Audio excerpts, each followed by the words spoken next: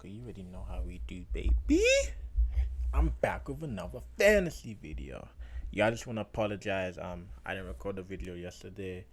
I got home, had to plagiarize my own paper and study, and then nighttime I was meant to do it, and then I even knocked out.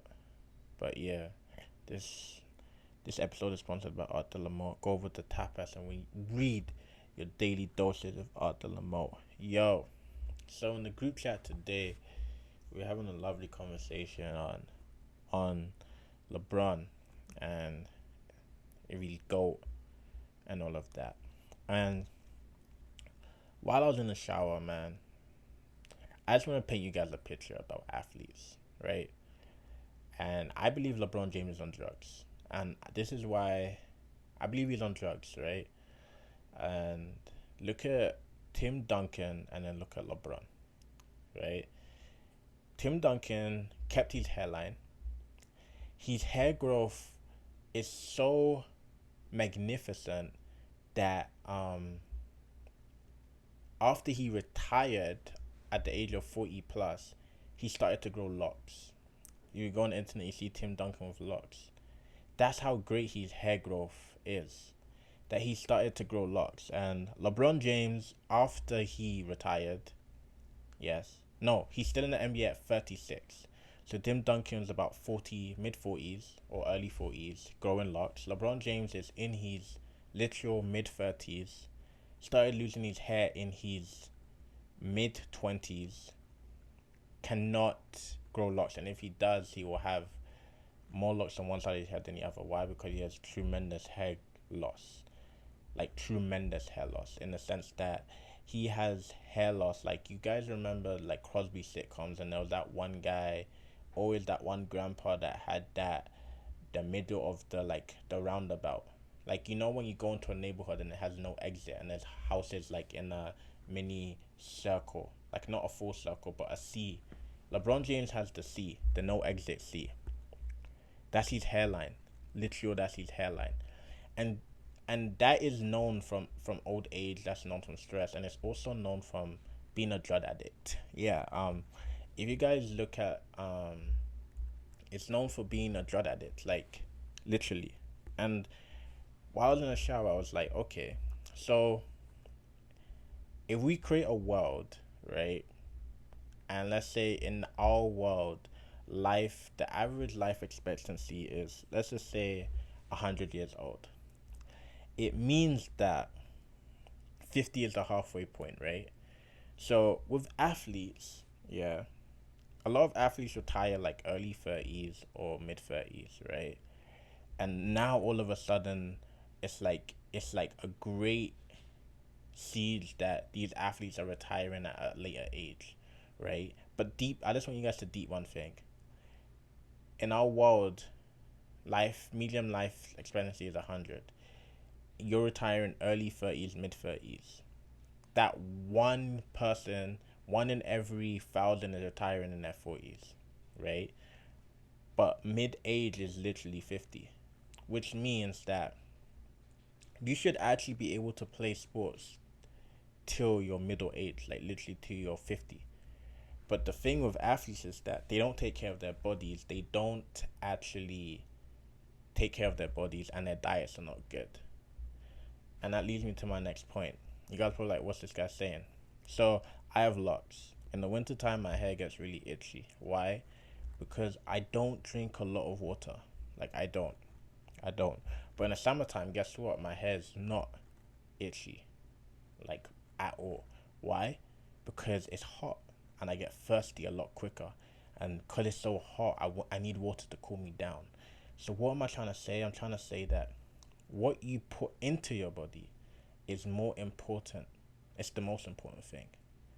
And what you put in nourishes out and feeds everything in that glooms out, if that makes sense. So the water I drink goes to my scalp, to my skin and everything. So my scalp isn't itchy, right?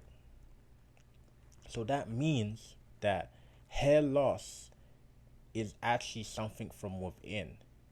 Like, yeah, people have genetics, like hairline genetics and all of that. Some people have thin scalps and all of that and all of that. But have you guys noticed that more and more and more and more athletes are having to do these hair procedures and having these hair loss, and it's like at an increasing rate, like a tremendously increasing rate. Like if we look at football players in the 90s, basketball players in the 90s, and you get basketball players now, the hair loss in the athletes has increased tremendously, right? And especially in the top athletes. You guys probably like, what does that have to do with fantasy? It has nothing to do with fantasy, but I just wanted to like talk about something and get people thinking, and I want people to comment down below what they also think, because I believe that athletes should be playing till they're middle aged, because I believe that if you're nourishing what you're meant to be nourishing in your body, it means that your body should start. You should really, yeah. The thing about age is that you don't really age, like age. Like how do I say this that it doesn't make me sound like I'm crazy or I'm stupid? The thing about age is like, okay, yeah, you get quote unquote slower, right? But think of it like this, right? Middle age is 50 in a world that life expectancy, medium life expectancy is 100, right? So you are about, let's say 3/8 is like 30, right? Quote unquote is 30. So you are at 3/8 and you're retiring at 3/8. You haven't even reached half and you're retiring, right? That doesn't really make sense, right? It doesn't really make sense, because with science improving and everything improving over the generations, we should be actually, the expectancy for sports should be increasing. Not trying to say, but it's not happening because there's so much injuries nowadays. So which makes leads to my next point, is that all this physio stuff is fake, like literally fake. Which is why I started my new workout regimen, and if anyone wants to buy it, click on the link down below. But yo, let's get into this fantasy. But yo, let me know if you guys think LeBron is on drugs, because I think he's on drugs, and I feel like the reason why he's on drugs is because of what he's putting into his body. If we look at athletes like Zlatan Ibrahimovic, Tim Duncan, they're all playing past their prime, well past their quote unquote prime that the world thinks we're meant to be on. And they haven't had hair loss. Zlatan even had a ponytail his whole career. Tim Duncan's growing locks in his mid 40s, about to be 50 in the next 5 years. So someone please explain that. But the reason why I'm at the transaction counter is because this is very important, right? Very important. So I have one loss, 25 acquisitions, 19 drops, and I've been active 56 times. In a sense of active, I think they mean adding ads, drops, let's say adding people to your watch list, all of that, right? And the reason why I'm at this place is because it's important. It's very important. So Charlie's been active 118 times, right? He's been active 118 times, 16 drops, 18 acquisitions, only 3 trades. And Charlie has one of the worst records, right? I'm not taking shots at Charlie, it's just a fact. Glory has 3 trades, 7 acquisitions, 6 drops, 167 active, which is surprising, and 5 IR. And he also has one of the worst records. In fact, Glory has the second worst record, right?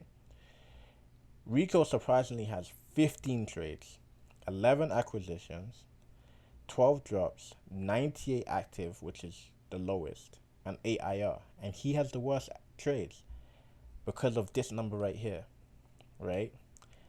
And he has the worst record because he's not making the right trades, right?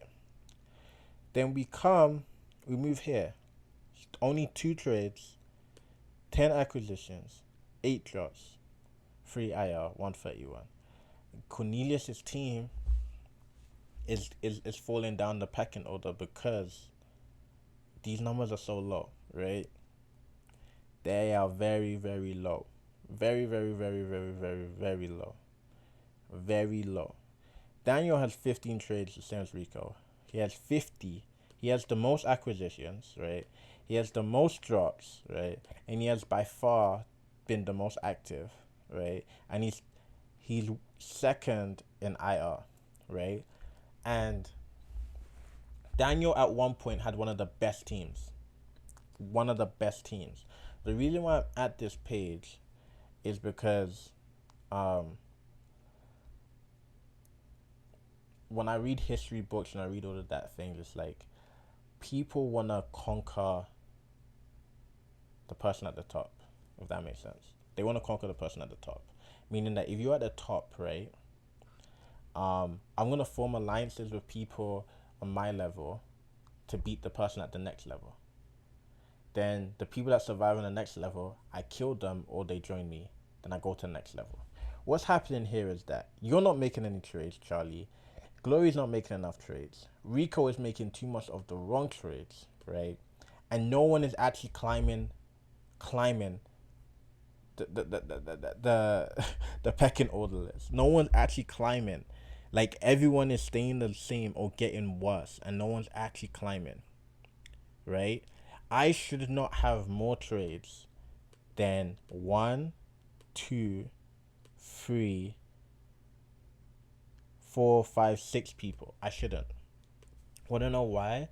Because my team is the best team, right? So I'll use David as an example. If David has the best team in fantasy, David should have the least trades, the least acquisition, the least trades, right?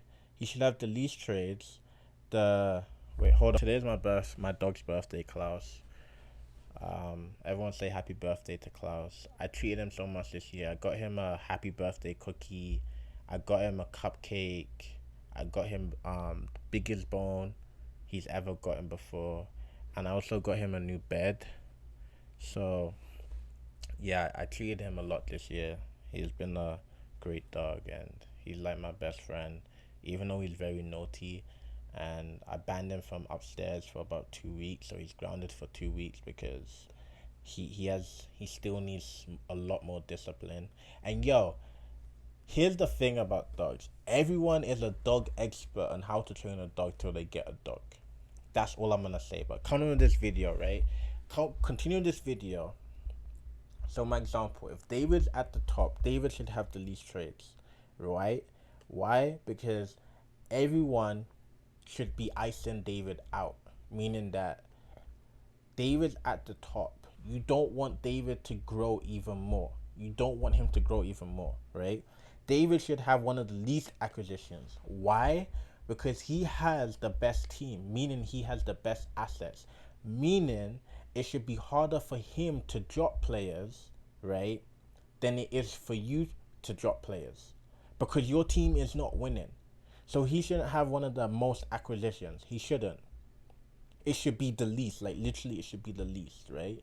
He should have the least drops. Why? Because he's not picking up players, which means that he shouldn't be dropping players, right? So that means he should have one of the least drops. But that's not what's happening here. So he should literally be the least active. Why? Because everyone in the league is not allowing him to be active. Because why? He's at the top. So someone like Charlie, let's use Rico. Let's not use Rico. Let's use Larry. Larry's at the bottom, right? In Larry's head, Larry should be like, okay, I'm at the bottom. Who's the closest person with me? Let's say Glory. Larry's like, okay, I'm going to conquer Glory. When I conquer Glory, I'm going to take an asset from Glory when I conquer Glory, right? My team's gotten better. Now I'm no longer the worst. I'm the second worst. Then Larry's like, okay, so who's ahead of me now? Okay, Chris. Larry's like, okay, let me make a trade with Chris, get better than him, right? Now I'm ahead of Chris. Then Larry's like, okay, I don't need these players. I'm dropping these players. I'm acquiring these players. Now he's ahead of Daniel. That's how it should be, but that it's not going on like that. What's happening is that I'm at the top, right? There's people at the top that are making more moves than people at the bottom. The people at the top are more active than the people at the bottom. The people at the top are making more of the power moves than the people at the bottom. And it's like the people at the top, the distance is becoming more and more and more and more. And the reason why I'm saying this is because where's the schedule? This week, right? I beat. Let's go over the week. But this week, yeah, what happened this week should never have happened, and I feel like it's very very concerning. Like it's very concerning, and I feel like everyone should be as concerned as I am concerned because it just should not have happened, right? And it's like, okay, so I'm taking you to this matchup, right? So Matthew had a full a full team, a full team, meaning that his best players played, and if they didn't play, they rested. No one was injured, so everyone on his team played. On me, on the other hand, I didn't. I didn't. As you can see, Doncic played, but he sat out on Sunday, right? As you guys can see, LaMelo's not here. Richard Holmes is here, but he only played 10 minutes, right? Um, yeah. So I'm missing LaMelo, Richard Holmes, Devin Booker was out. Devin Booker was out. That's three people, right? So I had three people injured. Then Mo Bamba got injured too, so that was four, right? He got injured too. So at one point I had four people injured in this matchup and I beat Matthew 7-3.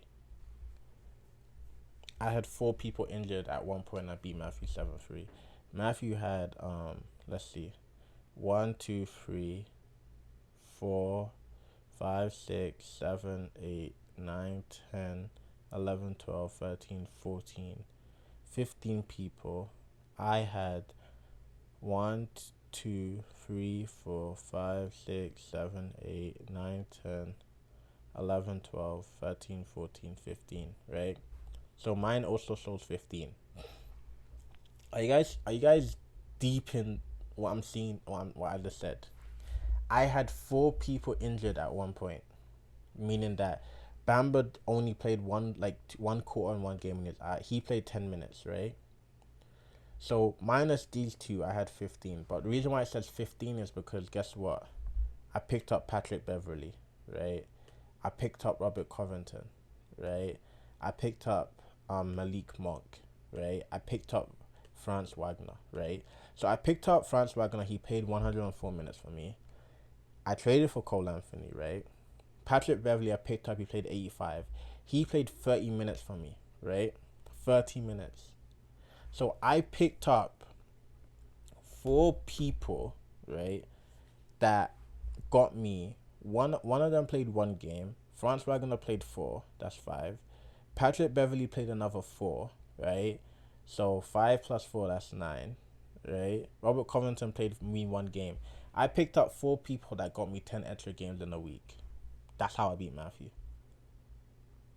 While Matthew had 15 people, right?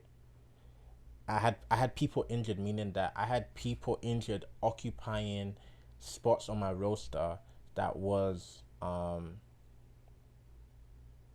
filled. Like I can't drop them. So every week, every game, I had like two people injured that should be playing. That's how I beat Matthew, bro. Like that's literally it. Like, and I beat him on a Sunday too. It came down to the last thing. It came down, so it's like I can sit here and analyze these stats, but like at the end of the day, I don't want to because I just feel like why should I analyze stats when we ain't even gonna be doing this thing properly, my guys? Like, it's the truth. Daniel and Matthew did the trade, right? It takes two people to tango, right? So Matthew accepted the trade. You accepted the trade, but like you don't just accept the trade and sit on the trade.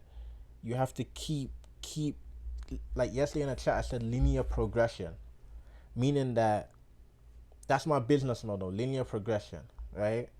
And it's like you don't just make one trade and then think your team is good, right? You don't do that.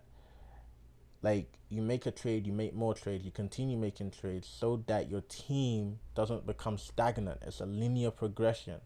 It doesn't like become stagnant, right? And it's like I shouldn't have won this matchup, But because I use, like at the beginning, I showed you guys acquisitions and drops.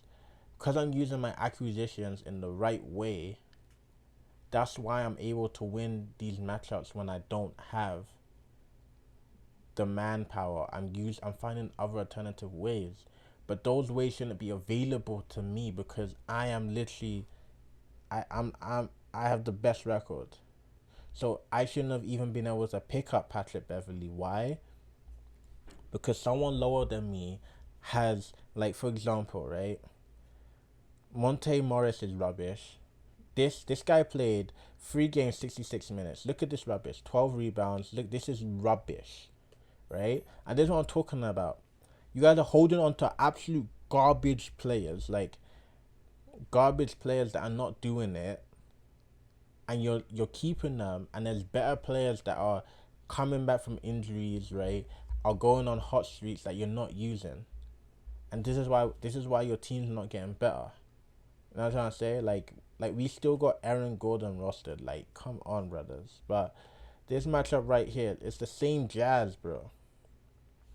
It's the same Jazz. Like, if Daniel had either of these teams, he would have a the record would look so different, because you can't, like for example, it's like this, yeah. How I look at Rico's team is this. Oh, you have Chris Middleton. He's a good name. What I'm doing is I'm doing a 2-for-1 trade right away, meaning that I'm getting two players that are 3/4 of Chris Middleton's work stats, right? 3/4 of it, because I know that with both of them together, they're gonna do better than Chris Middleton is alone. So I'm splitting Chris Middleton into two. So I'm making a trade 2-for-1. I'm splitting into two, right? So I'm staying away my Chris Middleton. I'm bringing in two players that are bringing in more than what Chris Middleton's done. So right off the bat, my team is better. It may not look better, it may not sound better, but my team is better. It's that simple. Like, that's how easy it is to make a good team, but people are so lazy they don't want to do it. Like, that's it. People are lazy, they don't want to do it. Like there's nothing stopping Glory from having a great team. That's what I'm saying. Like, absolutely nothing. He has a great team. Like, he has LeBron, who got him 2 triple doubles this week. That's what I'm saying. So if I'm Glory, I'm just like, alright, LeBron got me 2 triple doubles this week. Right now, his value is skyrocket. Now what I'm doing is, okay, because he got me 2 triple doubles, his stock value is off the roof. How am I going to gain profit from LeBron? But he's gonna keep LeBron. He's gonna keep him. So it's like, I don't know. It's like it's like, it's either you got it or you don't. You know what I'm trying to say? But you can't really teach that. Like, we keeping guys like this, bro. Like, this is rubbish. Like, but we keeping men like that. You know what I'm trying to say? Like, so it's like, I don't know, bro. I don't know, but it's like London Top Boys versus Also, another thing is that Glory's record is now 2-5-1. So now Glory is like literally inside the playoff hunt. Like, literally in the playoff hunt. When I mean literally, I mean that if Glory wins his next game and Daniel loses, right? Daniel is no longer in a playoff position. Because you guys need to factor in he has a draw, right? So if you have 3 wins and 3 losses, and Glory has 3 wins. I mean, if you have 3 wins and 5 losses, and Glory has 3 wins and 5 losses, Glory has a better record than you, because he has a draw, and the draw is like flat even, if that makes sense. So Glory has a better record than you, right? And also, look at this: 0 acquisitions, 3 out of 5. Like, you should be making 5. Like, if your record is not above 500. No, if you are not the best, if you don't have the number 1 record in fantasy, you should always be using 5 out of 5. I don't care. You should always, because players like this, they don't need to be on your team for the whole week, back to back to backs. This doesn't either. So, like, you have lots of people to drop and add. You have too much, bro. You have too much. Like, another case and scenario, right? My lovely brother Cornelius, 0 acquisitions, and I feel like he should be using them, right? Chris 4 out of 5. Chris has an injury crisis as well, meaning that Chris is not even using a full team. He hasn't had a full team for 2 weeks now, and he hasn't lost. And it's because of this, right here, right? And it's like, that's why it's like, I want to talk about the stats, but at the same time, why am I talking about the stats? You know what I mean? Like, let's just go back to the basics, because it's like, what's there to talk about the stats? And there's nothing really to talk about with the stats. Because it's like, it's like we can talk about the stats, right? And talk about stats. But this is not even about stats. This is about the investment and the investor, right? The investment and the investor. This is what this is about. So it's like Sadiq Bey has been rubbish for a long time, right? And he shouldn't be roasted, right? Horton Tucker, I don't think should be roasted, in my opinion, right? Duncan Robinson, if he's not grabbing you 15 threes a week, he should not be roasted. That's just my opinion, right? This is not good enough to be roasted. That's just my opinion, though, right? It's not. Jeremy Grant is now injured. This guy he's rubbish. Like, he's absolutely rubbish, right? Shouldn't be roasted, right? But look at Chris's team. Chris had even a bigger team than Cornelius this week, and despite the injuries, right? So it's like, I know Chris picked up Melton, and he played in 47 minutes. Picked up Nickel Alexander, played in 31. He traded for Vukovic. He picked up Dorian, played in 38. You know what I'm trying to say? Dane came back. You know what I mean? So it's like, he made the right moves, meaning that if he knew that Detroit is having a back-to-back Friday and Saturday, Thursday night he's looking at players on Detroit. What category do I need? Any steals? Okay, I'm picking up Detroit's best steal guy. Oh, that guy gets him 2 steals on Friday, 1 steal on Saturday. Then everyone's like, yo, Chris is winning in steals now. But you're not understanding the fact that he picked up a guy that playing back to back, right? With 1 acquisition, got him 3 steals, drop him. He used him as a mercenary. It's that simple. Just that flat out simple. You know what I mean? Back to basics. This matchup right here, 5 out of 5, right? 3 out of 5. I don't really understand the true stats in this matchup because David left players on the bench. And I noticed he did that. He did it twice, right? He did it twice. So it was I can't there's no point of talking about the stats because he's leaving people on the bench. And David does that. He likes to leave people on the bench, and it's propaganda, and I love it because unless you're actually paying attention, then you'll figure it out. But if you're not paying attention, you won't figure it out. But 57 steals from Daniel, right? And 73 pointers. I think that's different. And Daniel made a trade. He made a trade. Julius Randle, Bobby Portis, and someone else. I don't think he should have traded Bobby. If Bobby's doing this, you don't trade Bobby, right? I feel like Julius, right? This is my problem with the trade Daniel made. Julius Randle was a 2-for-1, meaning that Daniel could have got two players for Julius Randle. You know what I mean? And that's my problem with Daniel's trades is that, like someone like Kevin Durant, you don't trade Kevin Durant for another player. You don't. I feel like you trade. I trade Kevin Durant 2-for-1. You know what I mean? The only players I think are traded that you should trade 1-for-1 is Doncic, Jokic, Giannis, and Harden. And the reason why I say you only trade them 1-for-1 is because you only trade them for each other, if that makes sense. Because you only trade those players for each other. Other than that, everyone else should be 2-for-1. So Daniel got DeMar and he got Middleton, and it's like with DeMar, it's like I don't like the only what Daniel can do here is this. Yeah, he can take DeMar and Middleton and trade them for a great player. Then once he gets that great player, right, he can now trade that great player. He can now split that great player either into two or three. That's what he can do, right? But this is a warning for Daniel, man. If Glory wins his next matchup, he's now fighting with you, like, for that playoff spot. Like, literal fighting for you for that playoff spot.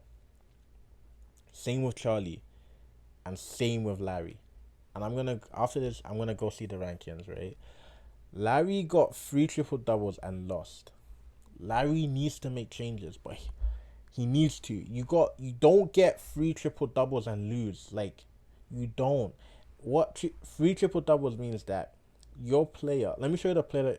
Your player got you double digits in this, and this 3 times.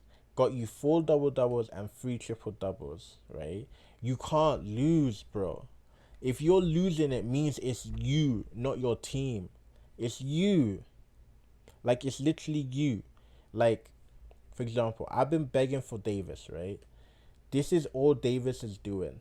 This is all. He got you only 1 double double, 3 blocks, three blocks, 3 steals, right? Now I'm gonna show you Christian Wood, because it's like I don't understand, bro, and my blood is getting hot as I'm speaking. You guys can see, because it's like I don't really get it, bro. We're holding on to pure art. Anthony Davis is not an asset, bro. He's like a security. He's not an asset. This right here is an asset. I don't know why Chris gave you this guy, because I wanted him. This guy got you more minutes, right? He played 3 games. Anthony Davis had 4 games, right? So let's say Anthony only played the 3. He played 3 as well. So he got you 103 minutes. Anthony Davis only got you 73. He got you 5 3-pointers. Anthony Davis got you 1. He got you 39 rebounds. Anthony Davis got you 24. He got you 7 assists. He got you 4. 3 steals. The 3 blocks. They're like for like. 3 double-doubles, bruv. He got you 3 double-doubles. And because he got you more 3-pointers, he got you more points. But yet you're holding on to Anthony Davis. You traded Christian Wood for Vukovic, which you should have done about 3-4 weeks ago when I was telling you about Vukovic. But you ain't want to listen. Now you finally did it. Now, for once, you're competitive in the area that you should have been competitive with as soon as you got Jokic. But it's taken months for this to happen. Like, literal months for this stuff to happen. Like, you have Jokic. Just trade the right pieces for Jokic. Trade away useless pieces and trade players that play into Jokic's strengths. Jokic is a triple double guy basically every night, which means get someone that gets you steals. You have the rebound. You should have the rebounds. If you don't, grab someone else that's really good, right? Grab someone that gets you double doubles consistently too.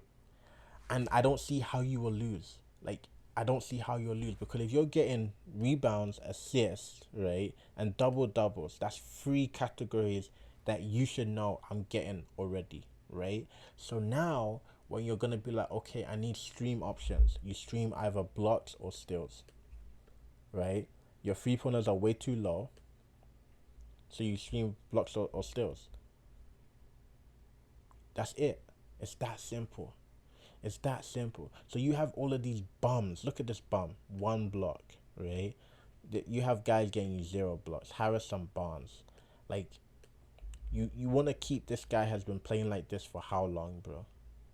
Right? We still have Dennis Schroeder, who gets you no defensive stats whatsoever. No double doubles. Like, 2 3-pointers in 103 minutes. 8 rebounds. This is absolute shite. This is useless. This is absolute useless, bro. Useless. That we picking up, like, we ain't afraid to pick up light skins, but we afraid to drop dark skins, bro. Like, come on, like, great pieces. Like, this is a great piece right here, but no one can appreciate Wendell Carter when he's on a team like this, right? Then, like, I don't even know, bro. I can't, bro. This is stressful. Like, it's stressful. Like, Brandon Ingram is great. He's great. He's great. He's absolutely great. But does he fit your team? It's like this year. You're only making $15 an hour, but you won't stop buying Nike. You're dripped out in Nike. Why are you dripped out in Nike when you're on minimum wage, brother? Go to Walmart. Go to Walmart. That's it. Go to Walmart. But you won't go to Walmart and build up. You want to stay at Nike. And then you wonder why you're broke. Go to Walmart. But they won't do that. They won't go to Walmart. So this is it here, man. Chris and David are literally tied in record. Chris wins again. He's number one in the East. The only thing that's stopping Chris is me. That's it. That's it, brother. That's it. Matthew is number two in the West, in the East. And he's number you know what I'm trying to say? And it's like 4-4, 4-4, right? 3-5, 3-5. You see what I'm trying to say? It's that close now. It's that close now. Glory is right there. It's that close. It's so close that if Rico goes on a 3-game win streak, he's also right there too. It's that close now because Daniel's team could be great in one day. Larry's team is not gonna be great because Larry don't want to do what he gotta do, right? So it's like I don't know, man. I don't know what to say anymore, but it's like this, right? What I'm gonna start doing, right? I want to add this segment just to help everyone out. What I want to start doing is like I want to do like the thing. I want to add like let's say a transfer list, right? So players that other people want to get rid of, right? So everyone knows who's on the transfer list. I feel like it would help because if you know who people don't want and you may need it, trades could be easier for some people. So comment down below if you guys think I should add like a transfer list type of thing. You know what I'm trying to say? If not, I'll just leave it. But like I'm saying, man, like it's getting real tight, real tight, and I just want David and Chris to play each other so we know who really is the true number 2 seed. You know what I'm trying to say? But I'm gonna make a trade while we're here, cause I want Jokic. I want Jokic and I want Jokic. That's it. I just want Jokic because I just feel like I made a mistake not drafting him, and I feel like I deserve Jokic. Not that I deserve Jokic, but I feel like my team, Jokic was the person I should have drafted for my team to be untouchable, and I didn't draft him. I drafted Doncic, and I just feel like Doncic has been like super inconsistent for me, and it's like I feel like if I get Jokic, I feel like yeah I'm losing a lot of pieces on my team, but I feel like Jokic takes me to a different level. So I'm gonna offer Doncic and Draymond Green, or that's the thing. I'm gonna offer Doncic and Donovan Mitchell. I feel like that's a great trade. I feel like I'm giving up a lot. And I feel like if he says no to this, then he ain't gonna ever accept a trade. And I'm trying to say, but yeah, I'm gonna offer Doncic and Donovan Mitchell for Nikola Jokic. And I love Doncic, like Texas forever, man. But I feel like I need Jokic. For my team, and I'm all about linear progression, and this is it right here, live in the flesh. You know what I mean? But yeah, moving forward, the team rankings for the week. You know what I'm trying to say? This is it right here. It's a funky lads week, yo. Bless Chris for taking his time out to do this, man. But yo, this is it right here. Top 3, we see I Am Fantasy, Mr. Understand, and London is red. Yo, shout out to Daniel, man. Yo, Chris, I want us to add another segment. Um, you know how we do Player of the Week? I think we should do Manager of the Week too. I feel like we should do Manager of the Week, and I feel like we should do it, but we should get someone else's opinion of who the Manager of the Week should be, right? And I feel like Daniel lost, man, but yo, big ups to him, man, because like field goal percentage doesn't mean anything, but massive improvement here, massive improvement here, massive improvement here. And you can't say it's luck because he's using different players that other people are not even looking at or touching, and he's using them. And he, even though he lost, like he's trying to create a linear progression, right? And then David's team is the second best team for a reason. That's what I'm trying to say. So this for David, I expect this from David. You know what I mean? I expect this from David, and I even forgot his team name because he changed it so much. Is it V? Yeah, it's VWD, right? So it's like, free throw don't mean nothing, but I think this is a nice number for. That's a low number for. Like all the stats this week are really down because of this COVID crap, but stills like it's all right. Blocks is all right. You know what I'm trying to say? And London is red. Like he should be there. Like David and Chris should always be in top three, always, always. So I'm not surprised. You know what I'm trying to say? This makes me happy right here. You know what I'm trying to say? This makes me really, really happy. This right here in the black, I love that. You know what I'm trying to say? This right here is low for him, but he getting the job done still. This in the black, I want that. I want that green, my guy. This right here is low, but you know what I'm trying to say? We get that food, and this is lovely. This is absolute lovely. You know what I'm trying to say? And bottom three is like trade me, please. Yeah. Listen, if you're gonna name your team trade me, make the right trade. So I declare, as commissioner, I'm changing. It's either you have 24 hours to change your team name, or I'm changing it for you. It's that simple. Cause your team can't be trade me, but you don't make any of the right trades, and it takes you months to make the right trades, brother. And like, yo, Rico made a really, really, really big trade, a real big trade, and I feel like it's gonna make his team. I feel like Rico's gonna go on a win streak. I feel like he's gonna go on a win streak because of the trade he made, right? And then the power rankings, right? The power rankings. Yo, Nikola Jokic, 3 triple doubles, 44 assists, 54 rebounds. Like, you can't argue with that. I want him. He wants me. Yo, Larry, let's make it happen, my guy.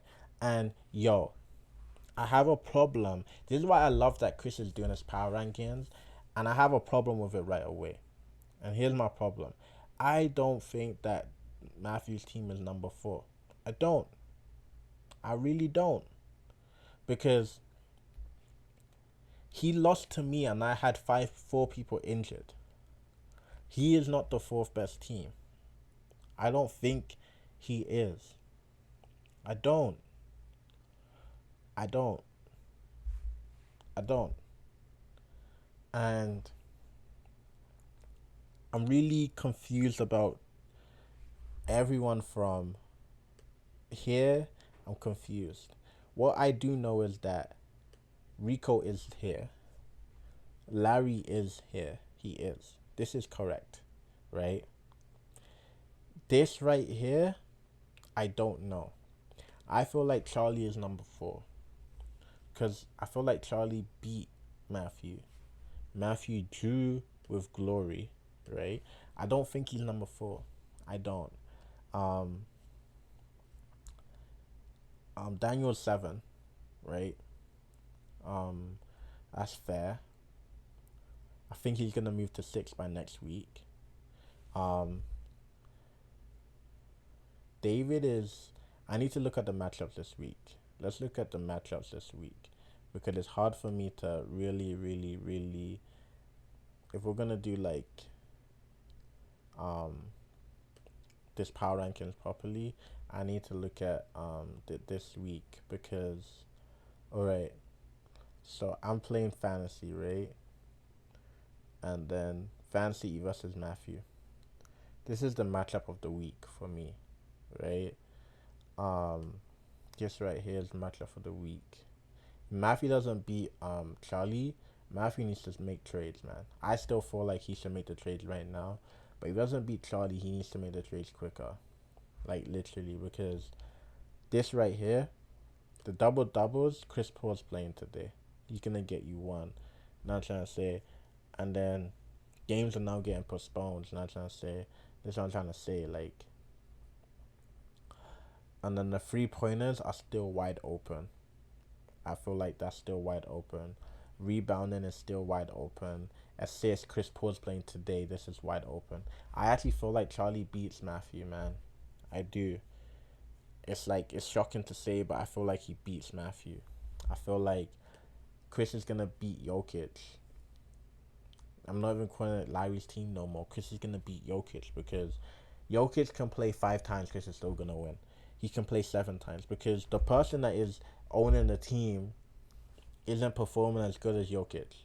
Jokic is performing better than the man that's owning the team. It's just that simple. Like, Larry just needs to make trades, but he's not gonna do them. So it's like, yeah, this matchup right here. What I'm gonna say is shocking, but I feel like Glory's gonna win this matchup. LeBron James has gone to his pharmacist, higher dosage, stronger, whatever he's taking, and he's just gonna be doing insane numbers. He's gonna be doing insane numbers because right now the Lakers have realized that in order for them to win, they need to have LeBron playing a lot of minutes and at a high rate. So I feel like Glory's gonna win. I really do. And when Glory wins and his record changes and Larry loses, things are gonna start getting spicy. That's when people are gonna start trading a lot more, right? This right here, man. Um, I don't know. I'm still confident that I'm gonna win, just because I have better players. But it's like Daniel can win based off of the fact that I don't have LaMelo. Doncic isn't playing. What's it? Who else isn't playing? Richard Holmes isn't playing. Not trying to say Ben Simmons out. So Daniel can beat me off the fact that I don't have enough players, but I still feel like my team is strong enough to be able to win with one leg. But yeah, but I still feel like Daniel, like I said, is one trade away from. I feel like this number 4 spot, it actually belongs to Daniel, right? And I feel like it belongs to Daniel, and he just has to take it because what's the difference between his team and these guys' teams? It's not a lot because Daniel beat Cornelius's team, right? He he lost to David, and David did propaganda, so we don't know how bad he lost, right? But Daniel is competing with Matthew's team, like he really is, and he's gonna compete with Charlie's team. So that's what I'm saying. Like, if I'm Daniel, it's like, it's just take it, bro, because no one, these guys don't want it. Just take it. But yo, that's it for this video. It's been a long video. If you're here to the end, thank you so much, and yo, have a beautiful week. Merry Christmas in advance. I hope everyone's having a beautiful holiday period, and yo, it's a cheerful time. Don't be afraid to give. Let's give this season. There's a season of giving. Give a smile, give a hug, give a handshake, give a wink. Let's give. But it's King Colin Walker. You know what we do, baby.